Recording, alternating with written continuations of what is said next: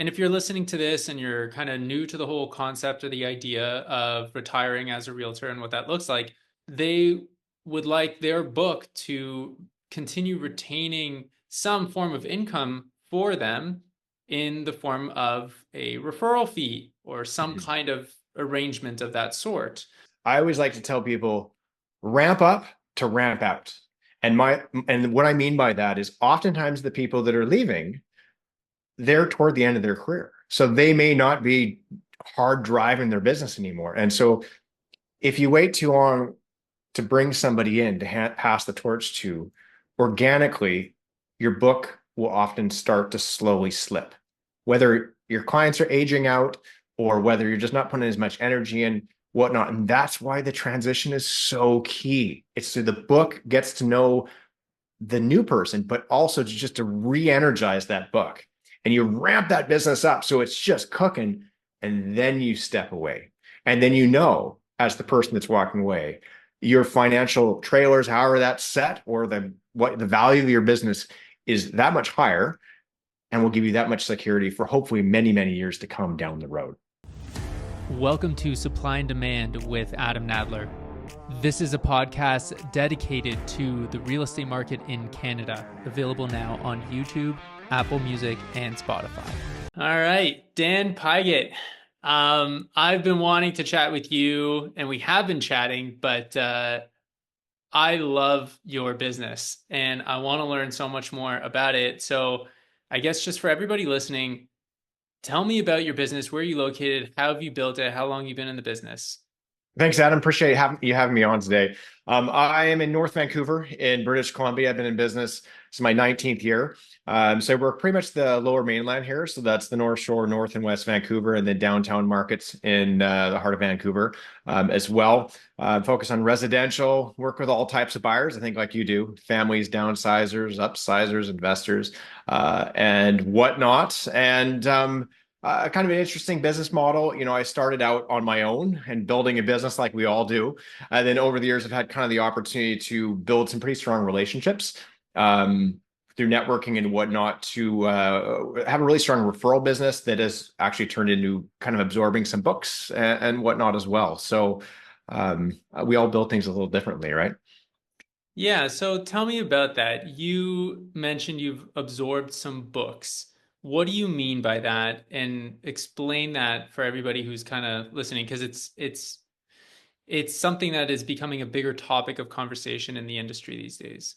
Yeah, absolutely. So it's funny. I know we both do coaching through Richard Robbins, right? And one of the coaches I worked with initially several years ago set me up with an agent that was, let's say, on the back nine of their career and was looking for a younger agent to kind of partner with to slowly build a plan, an exit strategy for them, so that they could know that their book is taken care of and then have some sort of trailer residual income when they decide to retire down the road. And that was kind of the beginning of it, in terms of trying to put those pieces together. And again, it's not like the primary way I've built my business. It's just another arm of kind of how I've run things, which you and I have been talking about, I know, over the last several months. And it just kind of organically happened on that one, on the first one. And then I've had a couple of opportunities in the last decade, similar. And each person you work with has a little bit of a different opportunity. You structure them differently, but that's kind of what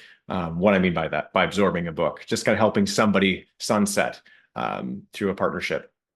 So in the industry, we call this succession and succession planning Absolutely. because for a long time, there's just been no real retirement plan for people who are trading in real estate. And now this is becoming a bigger topic because I think the average age of a realtor in Canada is something like, I think it's close to 60 now. It So, is. It's up there. right. So talk to me a bit about that. How many successions have you now done? I've done four official ones, and I've got a couple other kind of more referral partnerships that we haven't, talked database, talked marketing. But so I've done four. Four is a lot. Four Yeah. is four is more than anybody that I know has done for sure. You got the crown, that's for sure. I Um, don't know about that. Well, the irony of it, like you and I've talked about, I haven't gone looking for these things. Like it's not like at this point in my career that I've decided, hey, I'm going to package a succession idea to give to agents to try to like build a business and build a book. All four of them have kind of just organically happened through relationships. And kind of couple, one of them was just kind of spitballing. I was helping them for they were going to do it with somebody else. And then it didn't work out. And we'd been kind of talking and working together. So it kind of just happened. But each time I've actually been approached. And it is an interesting thing to talk about because since the business is aging and the Vancouver market is like this as well, a lot of our leading realtors still, I would say, are 60 plus. And it's almost like a taboo thing that nobody talks about, like the what happens down the road. And people just kind of assume, I think, they're going to work forever. And it's something that I think as I've gone through them, and the conversations with you have actually been really enlightening because it's made me think of it in a different way. Realize that, hey, it is something that you can offer. And they're good conversations to have with other agents to say, hey, there is this other opportunity if you want to slow down or if you want to leave the business. And there's different ways to do it that can be beneficial for everybody. And I think at the end of the day, the ones I've worked with, what's most important is that the client is taken care of, right? And because that's usually with the people that are wanting to leave, they want to make sure their book that they've built a lifetime building and the clients they've serviced, that they're going to have that same great service when they're gone. And I find a lot of the agents, it's more about that than it is actually monetary like money because it is a business, but it's also it's like your baby, right? Like we all build our businesses and we want to make sure that our clients have what they need, whether we're involved or not, right? yeah, so I want to hit this from two perspectives, I think. Well, maybe, well, three actually, which is the three parties involved, right? There's the successee, the Mhm. successor, and the clients. And so I guess starting with someone who's looking to actually retire and segue either out of the business or do something else with their life or whatever it is, talk talk us through those kind of pain points. Like what how do those conversations happen in your experience? What have they kind of said to you as like their concerns, their wishes? How are they looking at it from that perspective? And then I guess we can move on to like how you would kind of help to solve that problem. Everybody's different, right? And like so the agents that I've worked with, and then a few others that have come to me just asking questions that are planning successions with other people. Um, I said everybody's in a different position. There are agents out there that want to just kind of hand the keys over and walk away and know that everything is going to be taken care of. And then there's others that there's a transitional period. I think the key part is what I've noticed is people want to know that the person that's leaving, that's leaving the business behind, they want to know that they have the confidence that the agent they're selecting that's going to work with their clients is obviously competent, that knows the business, is hardworking and isn't going to just drop their book and leave it, ignore it, and will continue to work it because that's going to generate a higher level of service for that client base and also a higher level income for the agent that's leaving, and that they trust the person. Like I think from kind of a morality ethic wise, you've got to be a good fit. And it's almost like deciding you're going to partner with somebody like long term. I think it's some of the same mindset goes into it because even though you may not be working side by side, depending on how the plan is put together, there's still a certain amount of trust that has to happen that the agent is going to do their job and they're going to honor whatever the agreement is that is structured between, the successor and the successee. So I must admit I did read a book on this Okay. because it is something that I've been very interested in. I've already done one succession with an agent who I worked with for years in the past, and she was just kind of moving on to a different chapter in her life, not retiring, but just doing something different. Yep. But she was in the business for 25 years, and I did this succession with her. It was very simple and easy because it was very much a just hand over the keys and walk away, Yeah. right? And she wants zero involvement. So that was really simple. But in going through this process, I actually I bought the book called The Golden Handoff, Okay. and so it's a book written about succession planning for realtors, but by a guy from I think they're in the States. So Similar, definitely a lot of things to learn, but very different. He kind of split it up into in the book in three different kind of types of succession. The one that I just described, which is hand over the keys, walk away, and Yeah. that's zero involvement, which is very simple. It's very easy to understand. And then he kind of broke it down into two other parts, which is someone who wants some involvement, Mhm. like semi involvement, maybe in some introductions and a phone call introduction with a client, and then someone who wants a lot of involvement. Just they don't want to do the work, they don't want to do the paperwork, they don't want to do the negotiations, they don't want to do anything. Um, does that sound about right to you? I think that hits the nail on the head because in the ones that I've done, they've they've leaned more to the some involvement to a lot of involvement, with kind of the plan that over time the structure will change, right? Like you'll have kind of a transitional period. And I think part of it, if you want to have it work incredibly well, I think it's best to have the involvement. Because if you think of it, how many people do you know in the marketplace? I mean, how many times are we in competition for listings or even buyers? Like everybody knows, at least in Vancouver market, everybody knows a half a dozen to a dozen agents, whether it's friends of the family or whatnot, or just via marketing that they're seeing. So when you hand the keys over, a lot of the longtime clients, what I've seen and talked to people, even in my book, they say, well, if I'm not going to work with you, or your team, then, I might work with somebody else. So the straight handover, I think there's more database loss because you're always going to get a little bit of it with the transition. But I think the straight handover, I think you have a higher percentage of people that go, well, I'm not getting to work with Dan or Adam anymore. So I'm going to work with, my daughter's best friend that got her license. If you do a transitional period, then it gives the chance for the database, like the person that's leaving, for them to introduce you to their book of business. And so then I think that joint partnership for a period of time, whether that's a very short transitional period or if it's over several years, I think there's more of a transfer of trust that happens. At least I've seen that in kind of my alliances. And then I think you have better book retention because instead of just going, hey, I took over so and so's business. I've been doing this a long time. I'm really good at what I do. Here are my services. It's a very different transition in my experience, than you kind of like are going in together on a few things and they can see, hey, the service is exactly the same and this person's still there. They're just working more in the background than they used to. So I think the three examples you laid out are totally true. I have always tended to lean towards, I prefer to have a bit of a transitional period and work together, just because I've seen it work better because then they know who you are as the person that's standing there at the end of the day.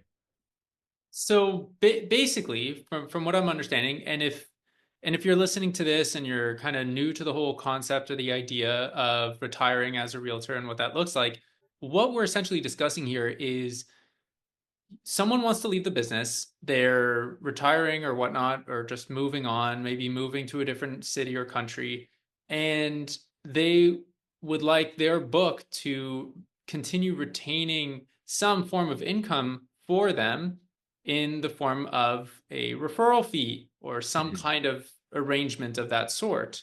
There are different ways to buy books. You can buy them up front, but from what I understand and what I've seen, that doesn't seem to be very common. It's almost it's starkly uncommon, in fact, from what I've seen, for someone to buy a book outright, up front. And so I guess when we're talking about these referral fees and we're talking about how that all works and the transition, like you said, that transition period, what I'm hearing is that we're trying to increase client retention as much as possible because that seems to be Absolutely. the biggest concern for somebody who is looking to retire is, well, yeah, we can work out this deal and I'm very happy with it on paper, but if none of my clients actually go with you, well then, I'm getting There's nothing there. right, I'm getting a piece of zero, right? Yeah. So Yeah. I guess talk me through that. How do you address it, number one, with the agent, and what plan do you set up as a transitional period to minimize spillage, I guess you could say, or just increase and maximize retention of clients? Well, I think, there's not a straight line A, B, and C answer to this because I really truly believe every relationship, you have to build something custom that's going to work for both parties involved. I've seen the books get purchased outright. I got offered one recently by somebody, and the challenge there, like it's a big hunk of money up front for something that may monetize, and sometimes there's still trailers attached to them. It just depends. Like, so I've talked to a bunch of different people, and then there's just the trailer, like the referral fee things, side of things. And like I said, it's how should I put it? It's just really hard to do because you have to sit down and hash it out between the two agents, because you might decide you want no involvement of the one that's taking over the business. Because you're afraid of how much involvement the other person's going to have, right? But the way I've always looked at it, kind of a wholesome way of looking at it, is I think if you can have a 6 to 12 month period minimum that you can, whether you're co-branding, whether you're running marketing to that database, to like introduce you jointly. So it's not like for those that have, LRS systems and whatnot, that you're not just plugging new people in and you're just suddenly into this system of newsletters and updates. It's best to have, like, I think it's best to have a joint stream with some of that when you're working together, so that for the client retention, the client sees the person they've known for 20, 30, 40 years, and then they're seeing this new person that they don't know who it is. And you have to twist and you tweak your marketing. So a lot of it is aimed at introducing the new person. And I think you combine a lot of that with client events and a lot of in-person meetings as well. But how long that takes, a lot of it depends, I think, on the area you're covering, like how big a geographical area it is, how big the book is. Because I've got some smaller alliances that I've done with, and it's pretty easy to get in front of the book because it's not a huge database. But then if you're working with, somebody that's got a bigger database of people, it's impossible to go and see, name the number, right? If it's hundreds of people, like, you can't take a month and go, hey, let's go visit everybody. There's just not enough time in the day for that. So I don't know if I answered your question there real clearly, but it's really, you have to build a unique plan. And I think that's the biggest key to this that I've seen, is just the sitting down and communicating and going, hey, what is it that you need? And, how can you help with the transition? And I think that as the agent that is, helping the person leave, you have to have your systems in place, right? So you can sit down and show the agent and say, look, this is how I'm servicing my clients. But then also be open to saying, what have you done in the past? So that you can have some commonality there, because I think it's just like all of us fight change, right? So I always put myself in the client's shoes. Like, if you're a client that has been working with the same agent for 20, 25, 30 years, and you're beginning regular communication, and all of a sudden the volume of the communication or the type of communication or whatever suddenly is totally different, it's a bit of a shock to the system. So you have to look at every piece of the puzzle in terms of marketing, the way you run your transactions, the way you communicate with clients. You have to look at all of that and try to build a strategic plan. Now, ultimately, as if you're the agent that is going to be, behind, you can't if you're going to do it more than once, you can't change your business plan for every single person you work with, right? So your end result may be to get it to a certain place, but you may have to be flexible enough to go, okay, they've been doing it this way. Let's plan our plan from A to B. And that's maybe 6 months, 12 months, whatever that time frame is, and be open and honest with the person that's leaving. Because otherwise, if they think they're getting one thing, 6 months later, they see that, oh my gosh, you changed all of the communications and all the marketing.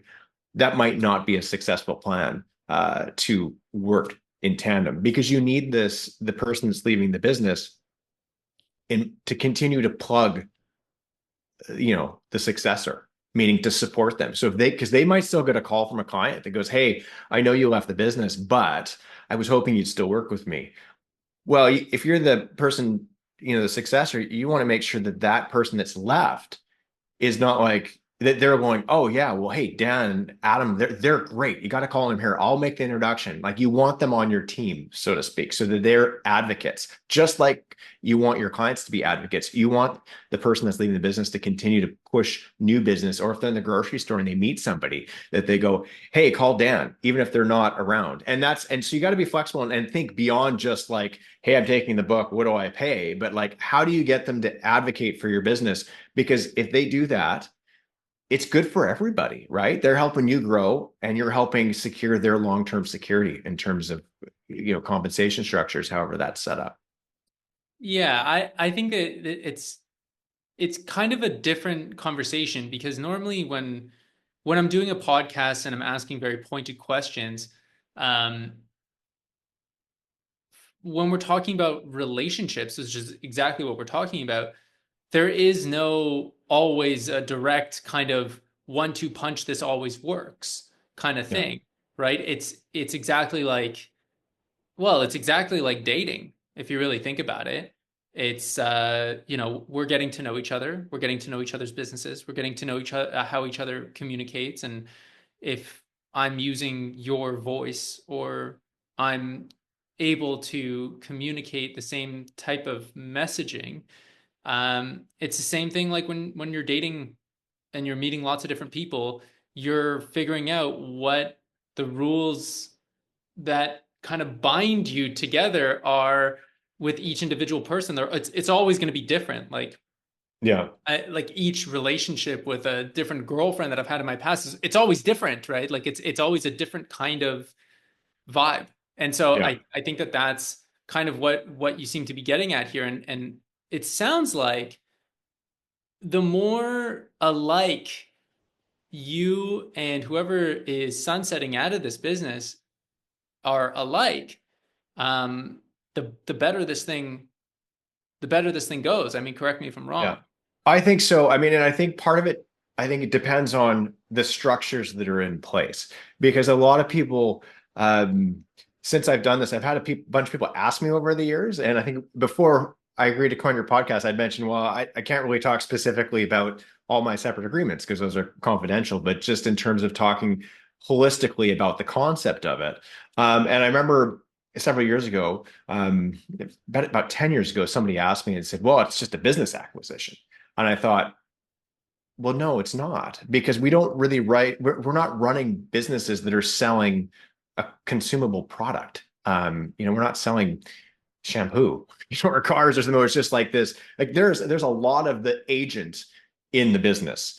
And so I don't think you can look at this as just like, okay, here's my business plan of how I'm valuing your business and X, Y, and Z, how it works, because every single business is so different and so personal. That's why I do think there needs to be a common thread between the parties involved. They don't have to be the same personality. They don't have to be, but they need to have a similar outlook in terms of how they view servicing business. Like, for example, if somebody were to approach me and say, hey, I want to retire. What do you think? And I go, hey, well, let's have a meeting about that. We sit down and let's say I find out that they're incredibly transactional. They run an incredibly transactional business. And what I mean by that is they're just about how many deals can I do? How much money can I make? How little can I put into it?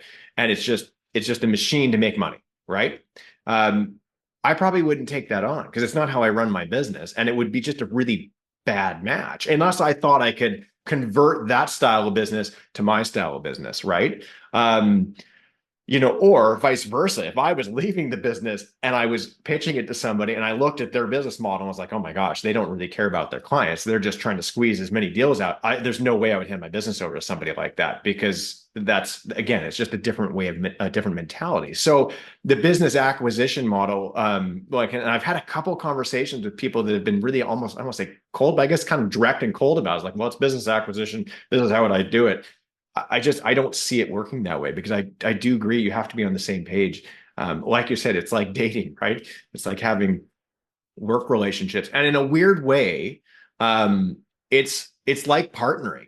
It's like partnering with another agent and saying, hey, we're going to partner and work together. Well, you are partnering. It's just not a forever 50-50 side-by-side partnership. You're just partnering to be there for their book down the road. Even if you're the number one person, you still need to remember, hey, this is somebody's book that I've been given the opportunity to, foster those relations and continue on with. And I think that's a big responsibility if you're the person sticking behind. Like that's a huge responsibility to take somebody's life work and continue that. And I think it's important to be mindful of it. And again, that's just kind of my philosophy and how I've put things together. So the match is really important. But what I was going to say is if you're taking over if you're a big team, like you've got a big team structure and you're taking over different books, I think it's probably a little different than if you're more of a small one-man show or a small group, right? Because then you're just folding a book into a giant team and there's a little less one-on-one. Have you thought about that, the difference in structures, kind of as you've been thinking about this, the difference between a succession plan with a big team being the successor versus like a smaller one or two person system? I guess from my perspective, I came from a weird beginning where I was originally on a team, like an agent on a team. I then became one of the team leaders of that team and found myself within 2 or 3 years of my career having being a team leader and having like 15 agents, and full-time admin staff and everything, and doing that for a few years. And I found myself kind of hating that, Hmm. right? And Yeah. hating having that structure where I was now managing people more than I was selling. Well, I was still selling a lot of real estate, but it was more of just like I had to now babysit a lot of agents and do that kind of thing. And it was pretty miserable. Like I didn't really like that at all.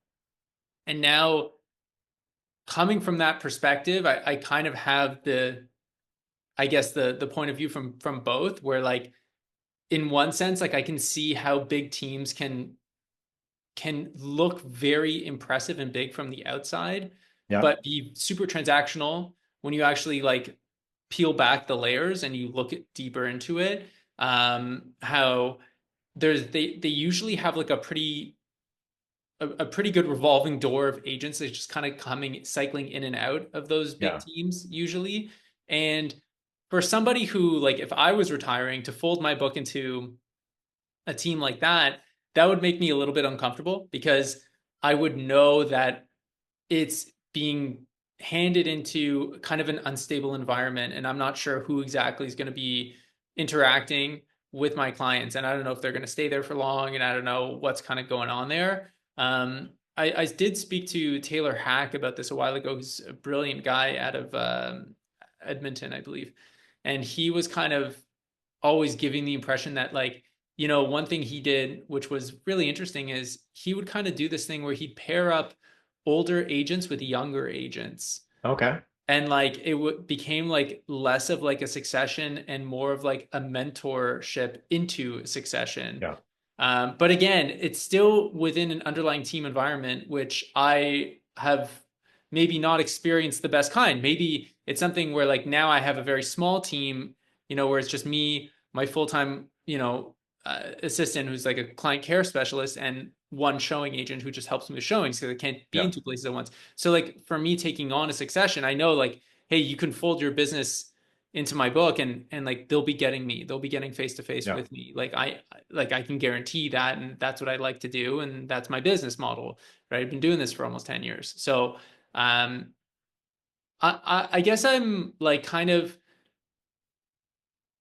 still confused as to like how the perception should be from Yeah. both sides, and how people should actually anchor their expectations. Like if you have, like you mentioned, if you have a business and you're looking to retire, you shouldn't just automatically assume that your business is worth X number of dollars because you take your net operating income and you put a multiplier on it, Yeah. and then you try and sell it for X dollars to somebody, and they're just going to cut you a check. Like that's not going to happen, right? I So think that's easier to do with a big team because you can actually go, hey, it's a 20-person team. We generate X amount of listings. Here's our marketing. Here's how that happens. And you've got your rainmakers and everything, but it's a little bit more of like a business because, like I said, it becomes more transactional as it scales from what I've seen. I haven't been on a giant one, but it seems like that from the outside. But when you're more of a compact business model, it's not an easy because you take that head person out. If it's one person within a couple assistants, you take the top person out, and that business is not there anymore because would you how say that much of that that business will stay behind?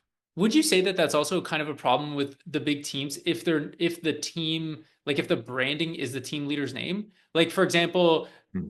when you look at those big teams, they're essentially like miniature brokerages in a way, Yeah, right? they are. So for example, I know the top dude in Royal LePage for many years until he left was Mark Ferris. Mark Ferris is like a legend in the industry. He's like in kind of in Barrie, and he's just kind of spread like wildfire. Really nice guy. I know him personally. He's really good dude, really smart. But his business is named Mark Ferris Real Estate. Yeah. What happens when you take Mark Ferris out of the Mark Ferris Real Estate business? You know, like Yeah. how do you kind of how do Well, you maybe you see a transition because one of the biggest teams in our marketplace was that way as well years ago. And then it transitioned and they changed basically based on the last name from the person's name. So the kids could take over, which had to happen at some point. So I think there's a way to transition, but I think you put a really interesting point out that again, even these big teams are usually in our businesses are built on the top dog's name, right? Or the founder's name, or however you want to put it. And that makes it difficult to transition, right? Yeah, and I know Richard Robbins has in particular always talked about that. He's always kind of said, "Hey, don't make your team your name because one day you're gonna want to retire, one day you're gonna want to sell it."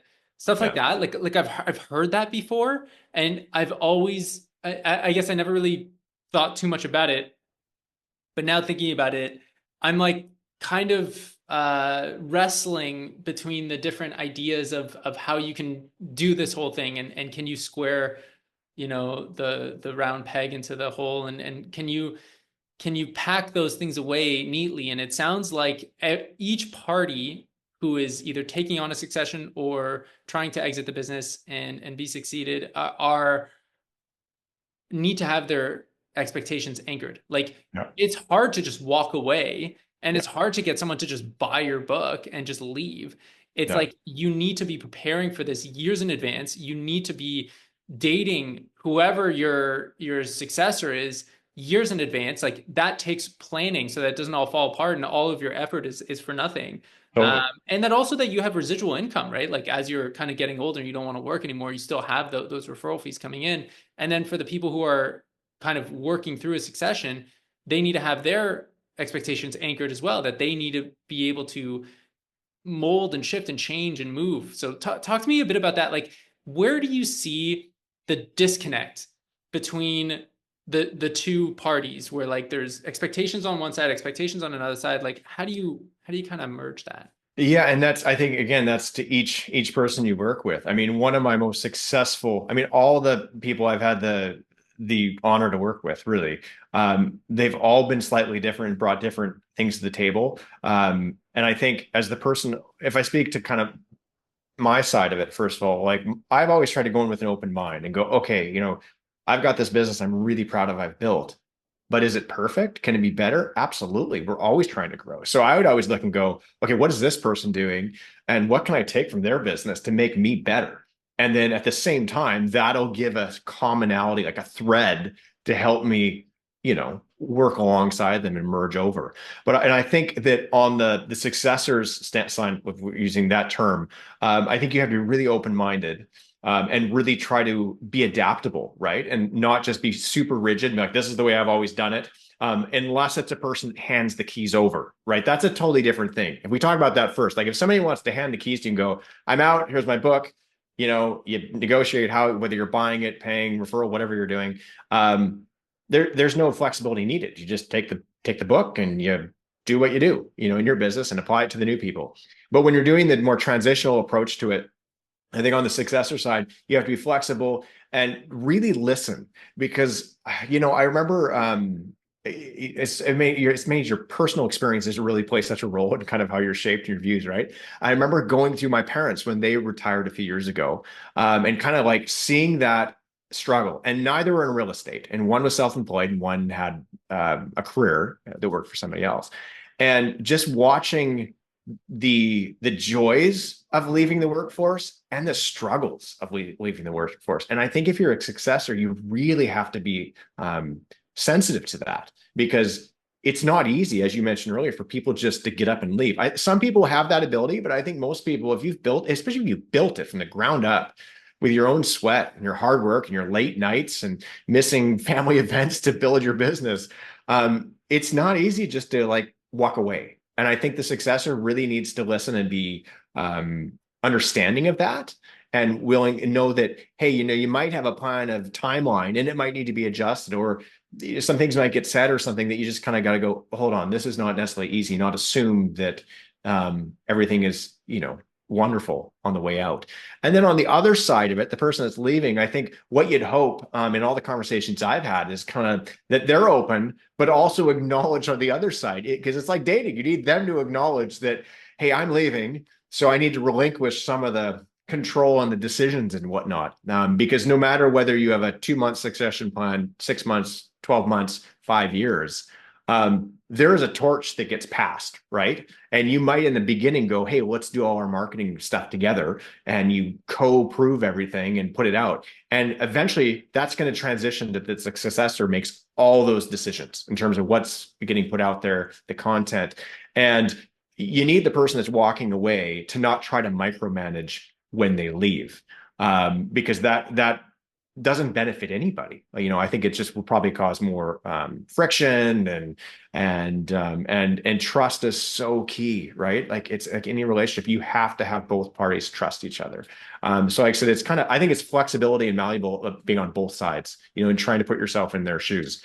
Because if you don't do that, you're not going to go very far, and it's just not going to work. I've been fortunate because the people I've worked with, we've been, they're all different in terms of how we put together. I'm very open. We have really great conversations about everything still, and I've got a couple of people that are super involved, and we work together on stuff, and kind of like almost like consultants. It's almost like we're a small team. And then I've got a couple others that they're totally out of the business. They don't really want to be bothered, but I'll still message them and say, hey, this is happening with these people. Do you want to come for the closing or to say hi? And oftentimes they say, no, thanks. I just say, I say hi, so you just kind of, communication is king. It's so funny how, as we're talking about, moving and transitioning businesses, that we haven't once talked about money. And it's a very interesting thing because I think that most people, when they think about this, if they were to try to exit the business and want to retain some residual income for themselves, the first question will be, well, how much are you going to pay me? Mm-hmm. Right.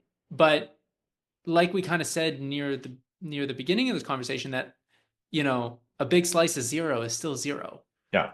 And so we've been talking nothing but relationship building between the person leaving and the successor, between the person leaving and their clients about the successor, between the successor and the person leaving their clients, and how that all looks and feels to somebody who was working with one person for maybe decades Yeah. and now is being introduced to somebody else.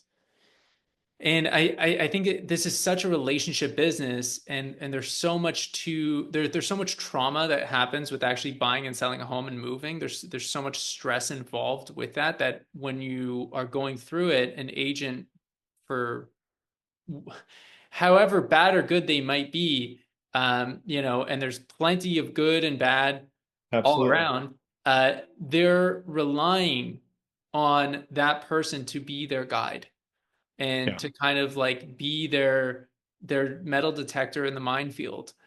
And everybody does that a little bit differently. Some people are very transactional. Some people only want help at a very, fundamental level that Mm-hmm. is basic, write up an offer. I already know what I want to pay. Some Yeah. other people are much more, they like to talk things through, and they need a little bit more emotional support. Absolutely. And so like how do you have that conversation? Like, let's say I wanted to transition out of the business and I kind of told you like, hey, look, my clients and I have a very close relationship. My business is basically 95% referral at this point, repeat and referral. Um, and I kind of like baby the shit out of my clients because I love them to death and I treat them like gold and I roll out the red carpet for them, and they get like 56 touch points from me a year. Like how do you then communicate to that person, here's how we find that place that everybody's happy with? Yeah. So one of well, I would say the most recent person I've worked with, alumni has, which has been one of the smoothest. Like it's just been so easy, and I probably have the least amount of parameters. Like it's just almost like a handshake. The way I handled it, I mean, I knew going in reputation, because I think if you work in a marketplace for a long time, we all know. I mean, Adam, you know the heavy hitters in your marketplace, right? Anybody's been around for, as long as you have or longer, you probably know their name and you know reputations. It doesn't mean that's who they are exactly, but you've got a sense of maybe who they are. And so this individual, when they contacted me, and it kind of just evolved that way. My stance was, well, hey, you need some help with this one. Let's co-list it and let's work together on it and just see how it goes, and basically it's a test run. It's literally dating. Like let's do something together. And at the outset with this person, I said, I don't need anything in writing, and I don't need a commitment. Let's just work together on a couple deals and see how it goes. And if it's meant to be, it's meant to be. And if it's not, no harm, no foul, right? Like, and so I got it, and doing it that way, which maybe everybody doesn't go that route, but with that relationship, I went from knowing kind of who this person was, but I didn't have a lot of personal interaction with them over the 15 to 20 years I've been in the business. I got to see, how do they communicate with their client? How do they message with their client? And I was basically, a junior agent. Like I kid you not, I treated it like I was my first year in the business. And just said, hey, well, what do you need me to bring to this appointment? For the first meeting when we sat down with the sellers, and he was like, well, okay, it'd be nice if you could do this part. And I was like, great, you let me know what you need. And I showed up there and I just kind of listened to everything he said and just kind of picked and choose, tried not to dominate the conversation. I just wanted to see, what is the process for him and how could I fit in with that? And then we ended up doing kind of two or three before it started accelerating to being more of an exclusive arrangement, for lack of a better term, going steady, I guess, in the dating terms. And then I would be more upfront. Like I would start doing more talking. And then I think he got to see, oh, wow, this is how Dan runs things. And he saw my systems because I shared, as when we got into it with a client, about, okay, well, here's what I do with my sellers. And this is how I reach out to them. This is how I support them. Are you comfortable with that? And he goes, great. Yeah, this is more than I've ever done. And it went like that. So you kind of get a sense of how people work. And you're right, going back to, you're talking about money. It's funny, the money thing. I'll tell you, I've had two agents contact me in the last couple of years that have asked me if I'd be interested in taking over their books. And the conversation started like this. Hey, Dan, I'm thinking of retiring. I know you've worked with a couple other people before, and I respect you. I'd like to talk about maybe you taking over my book. So I'll leave it with you. Let me know how much you'll pay me, and then we can get together and figure out if it works. And I didn't even think about it. I was just like, well, I really appreciate the call, but I don't really work that way. I don't know that this is a good fit. So if you're kind of getting quotes from other people, maybe those are better options. Because I just, when it comes out front of like, hey, how much are you going to pay me? The money, I know immediately that's just not a good fit for me. Because my attitude is, if I'm going to refer a client, like a client that I referred you, a couple months ago, if I'm going to send you a name, I honestly, Adam, I don't really care about the referral fee. What I care about is that my client that I've invested with, that trusts me, and that they're going to get the same from you. And the money, yes, the money's important. We all have businesses. To me, it's secondary. It'll take care of itself. I want to make sure my client's taken care of first. So if somebody approaches me to take over their business and they're just like, we need to talk money, it's all about the money. To me, I just immediately go, this is a totally different business model, not right or wrong, but it doesn't fit with what I do. So I back away from that stuff pretty quick. So let's say if you were to have a standardized presentation, like you were asked to give a presentation to, let's say, a brokerage that has been around for a very, very long time. A lot of the realtors there are a lot older. A lot of them are looking to transition out. A lot of them are spending more time in Florida or wherever. And they're just, they don't have the same kind of energy that they used to. Yep.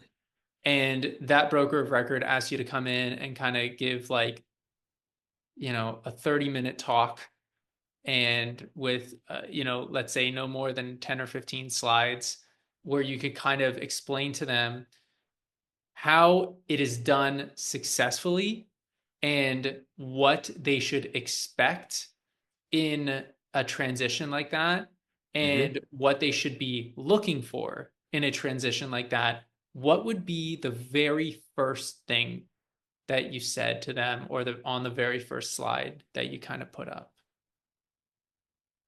It's a really good question. Um, I think at the top of the slide the first slide would be have all to do with make sure it's the right fit, right? So approach somebody that you trust and respect and admire how they do business. Because that's the most important part of the process. There has to be mutual respect, admiration, and trust that who they are as a business person and as a person, and who they are with their clients. I think that is paramount, absolutely number one.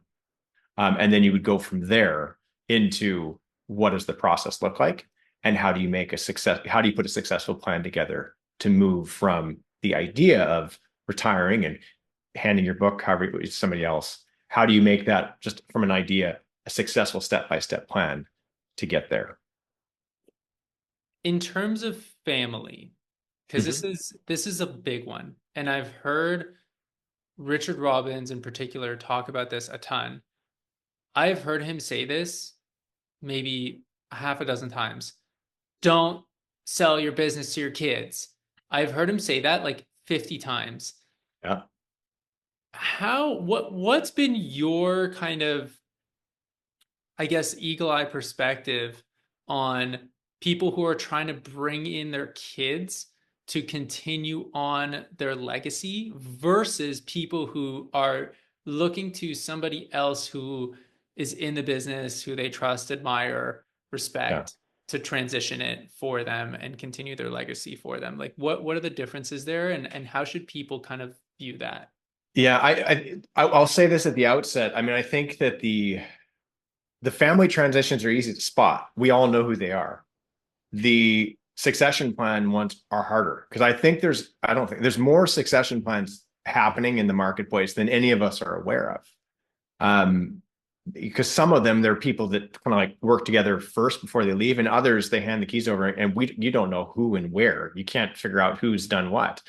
Um, Speaking of what you asked, though, specifically, I actually think that the family succession plan is probably the most foolproof if it's done right.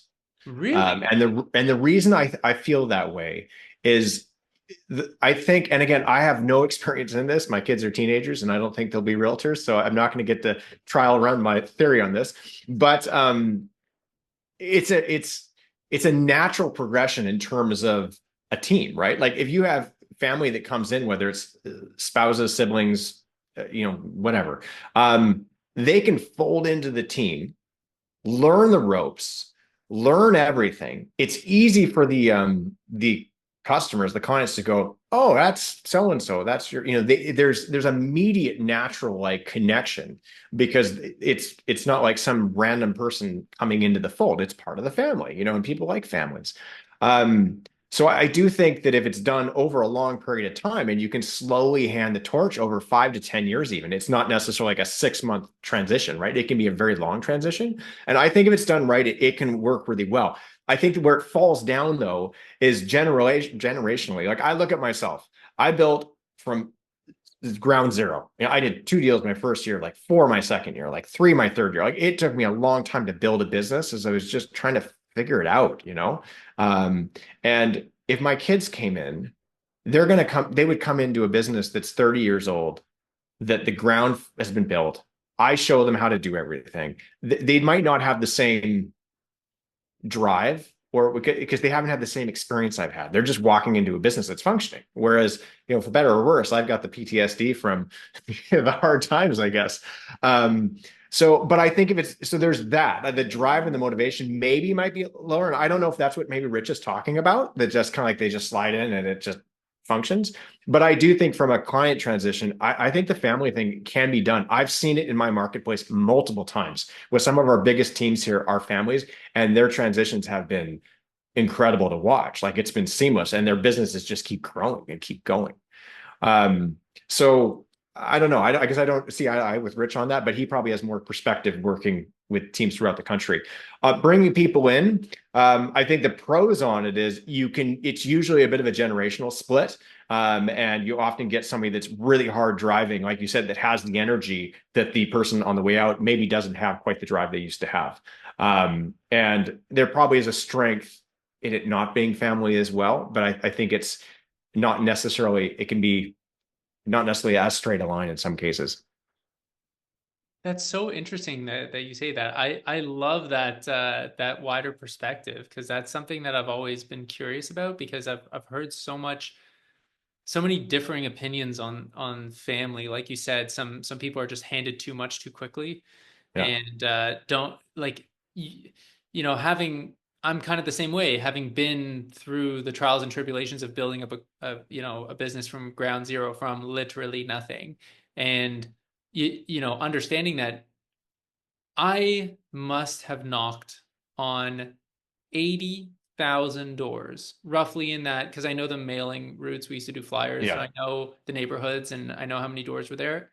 In 2 years, I knocked on roughly 80,000 doors in the first 2 years of my career. Like, your knives get real sharp real quick, like Yeah. that. And Yeah. you encounter a whole load of people that you can really kind of build experience from. Whereas if you're kind of coming in like that, it's not. However, the branding and I guess the transition of the same type of individual, like, I know I am very much like my father. Like, me and my Yeah. dad are very much alike.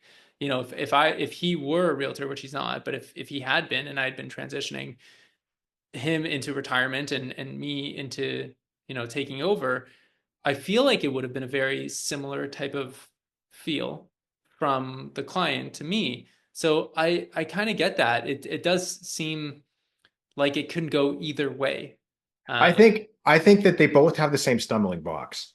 And I think anything with family, everybody's family is different, can probably go catastrophically worse than not working with family if the dynamics aren't there, because there's more assumptions sometimes made because it's family and Entitlement. whatever. Exactly. But again, like, I worked in my dad's business. He was a cabinet maker, did high-end homes. I worked in that business starting in my teenage years until I became a realtor, essentially. And I had the opportunity to take his business over. And so I've seen what that looks like. And what I determined is I loved working with him, and I loved doing cabinetry and carpentry, but it wasn't my passion. What I've discovered is I liked working with my dad far better probably than the actual job itself, just the opportunity because of our relationship, which is really like special and unique. I know that I'm very blessed. Not everybody has that. But when him and I would talk about it a little bit, and he told me at one point, he goes, "Well, Dan, if you want to take my business over, that's great. We can talk about that." He goes, "But I don't think this is what you're necessarily meant to do. And if you want to take my business over," he goes, "I'm going to have a couple of stipulations." He goes, "One is you need to go out in the world and make sure this is what you want to do, and I'll be here. You can circle back. And if you circle back, great. Number two, if you're going to take my business over, you have to go work for another cabinet maker." He goes, "I do it my way. It's not necessarily the right way. It's the way I do it. And it's not the way everybody does it." He goes, "You would need to go get the skills set." He goes, "I would want you to work with somebody else for at least a year, if not longer, and see how does another shop do it." Because he goes, "You might come back, take my business over, and make it better. Because right now, all you know about my systems, how it works, is the way I've done it." And he's like, "And I'm proud of what I've done, but it's not the only way that it's done. And some of my stuff's really archaic and old school." And I think that if you were to success with a family member, like if one of my children got in, I've got two teenagers, as I mentioned, if my son or daughter decided they wanted to come into my business, I think I would take a similar approach and be like, "Hey, yeah, you can do this. Come work with me." But I'm not going to hand the keys over to my business like 6 months after they start and be like, "Hey, yeah, you guys are in charge. I'm just going to come in. I'll help close the deals and, meet the client." I wouldn't do that. I'd be like, "Hey, you're going to have to be an employee. You're going to have to work your way up just like anybody else in any other job."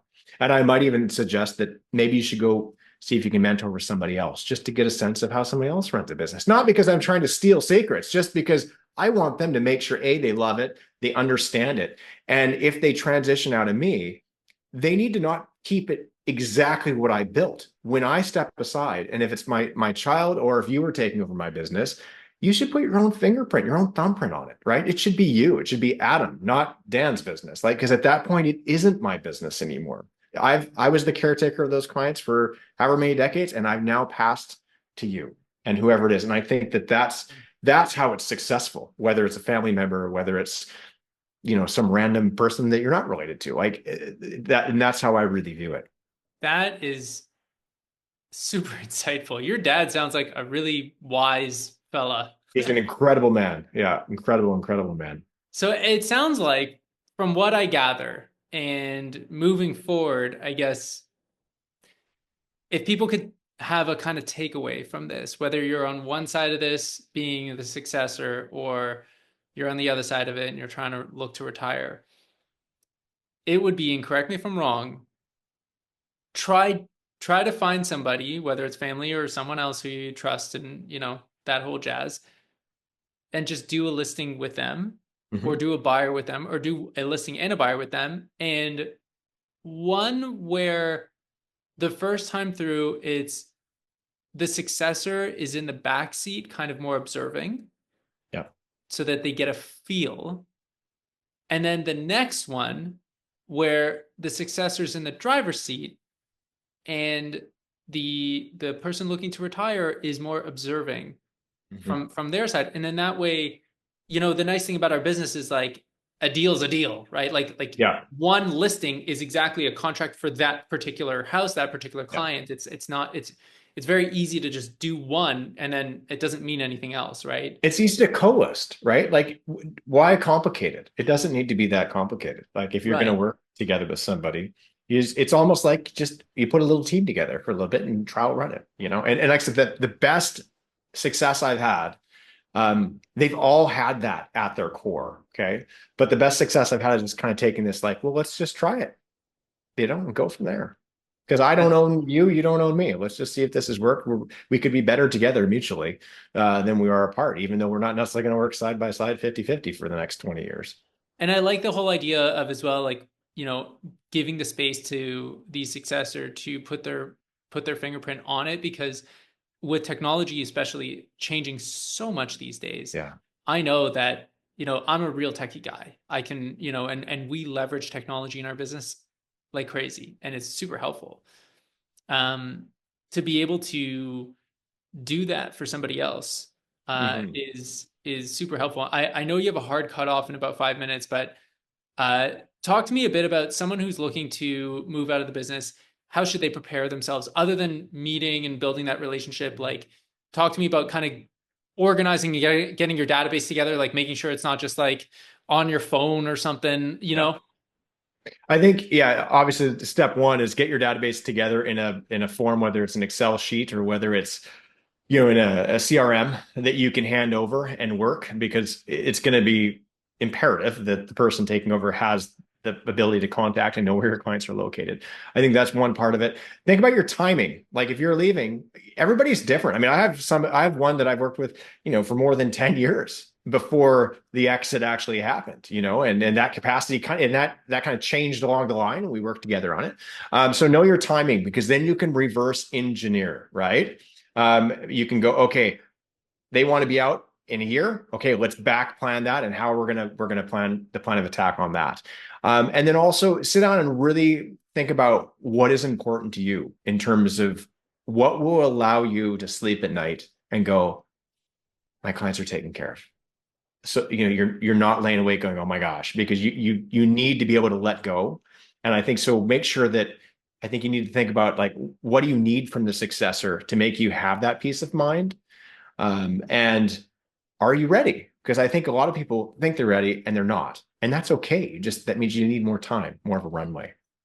Interesting. I like that. I like the idea of a runway, because I do think that being able to gain enough speed to get it off the ground and really flying on its own, Yeah. to have that kind of escape velocity, so that that succession and that business stays in orbit without crashing down into the ground, Yeah. after they pass the torch, pardon me, is a very, very crucial part of this whole puzzle. It's such a relationship game here that Yeah. that is being played, that it needs to be done with a ton of foresight. So And the I term I like to use, sorry to cut you off, is I always like to tell people ramp up to ramp out.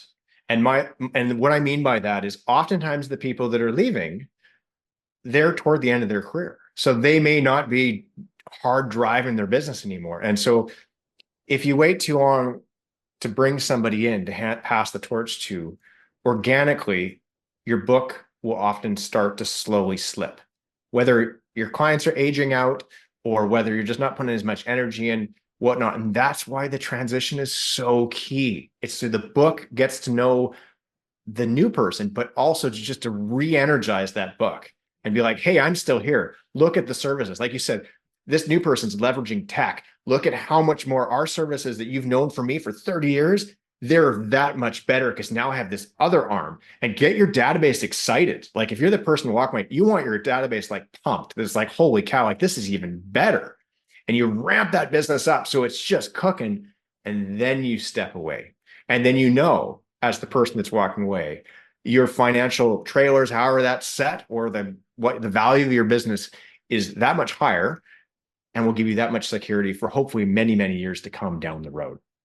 I love that. I love the ramp up to ramp out. That is a huge takeaway from all of this. I thank you so much for your time today, because this is invaluable insight for anybody who's looking to retire out of this business, or anybody who is in the looking to, or in the talks of taking over somebody's business, taking over someone's book in the real estate industry, whether you're here or in the States, anywhere else, really. It sounds like it's laterally translatable. So I really appreciate that. Your time and your insight is super valuable. So thank you so much for your time today. We should definitely do this again, but I'm going to Absolutely. be calling you to pick your brain every now and then. I can guarantee you that. So I appreciate you. And thank you everybody for listening. If you haven't yet and you're watching this on YouTube, hit that like button if you like this video, hit the subscribe button down below if you enjoy this content, you want to join our community. If you would like to reach out to Dan, where can people find you? PigottProperties.com is my website. You can find me on Facebook, Instagram as well. We're putting out not as much YouTube content as you are, but it's out there as well. So I'll make sure I get that in circulation and probably throw it in the comments below on your YouTube as well so people can find me. Wonderful. Thanks so much.